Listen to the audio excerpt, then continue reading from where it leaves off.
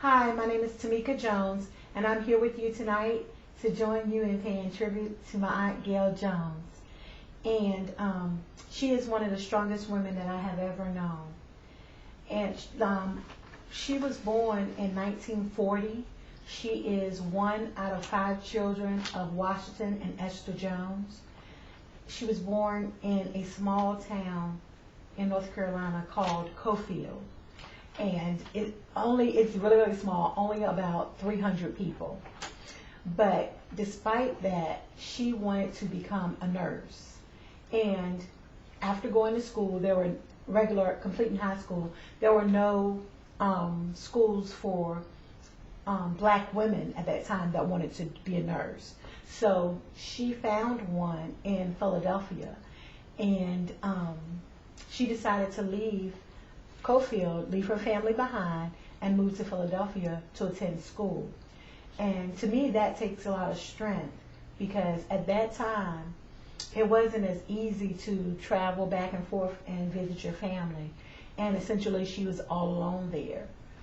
She didn't know anyone there. But she did it, and she finished at the top of her class. And then she found a job at a local hospital in Philadelphia, and worked there for 5 years. She did meet and marry a man there, and they had one daughter.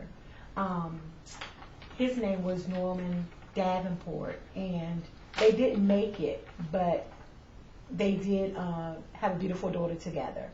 Once she had her, she decided to move back to North Carolina, to Cofield. She wanted to help people that were unfortunate and didn't have a lot of money to get health care. And because it's so small, there are not that many people moving back there to help. She decided to, and she found a job at a local hospital in Ahoskie called Ronald Shawan. But at that time, blacks only made up 4.9% of nursing, of the whole nursing field. And that's a lot. And so there was nurses in demand, but not a lot of black nurses in demand. So luckily she did find a job at Ronald Shawan Hospital, where she stayed for 30 years.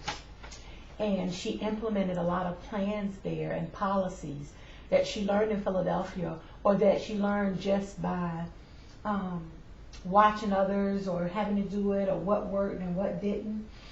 And she really became an asset for that hospital. She did end up retiring due to a back injury, and but they still talk about her. So next, I'm going to move on to her contribution to the community.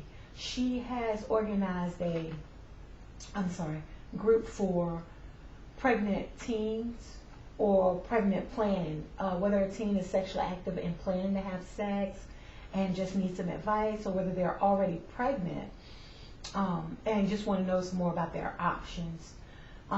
This center could help them. They hand out clothing, child items of child, bottles, cribs, whatever. But they don't just hand them out, they make the teens work for them, as far as attending seminars or sessions of learning how to be a parent, even at their age. They do also let them know there are other choices other than other than abortion, such as adoption, that they can do. And so, if they just need someone to talk to. So I think that is a great program. That's something that the town really needs. She is also very active in her church, as well as in the community, doing different programs or spreading the word about programs, checking on the sick and shut in the community, whatever she can do. And although I sometimes consider her the sick and shut in, because she's 69, and she is had the back surgery and moves a little slow. She still doesn't consider herself to be that, and she still goes around doing what she needs to do. So to me, that's incredible. She has put her pain aside, or her disability per se, and embraced others, and I think that's great. The last thing I want to talk about, which is what I'm more familiar about with her, is her contribution to her family. She is the main person in our family, kind of like the head of the family that holds the family together. If there are any type of arguments, disagreements, disputes, or whatever, she will get the two people together, sit them down, and try to talk it out. She has said many times that family is all you have, and you can't change your family, so you might as well get along with them. But she is there for whatever we need, whether somebody's sick in the family, no matter what. And even family to her is just anybody in her circle. It doesn't really have to be a blood relative. She will go out of her way and do whatever she can for you. And I'm closing out, but I just want to leave you with one quote. When I talked to her, one of the things she said were that people should always follow their dreams. We have but one life to live. And I think that she has done that. She has lived a full life, an exciting life, and she still is living it, no matter her age. So I think that we should strive to be more like her. I would just like for us to take a moment and give a hand to my aunt, Gail Jones. Thank you.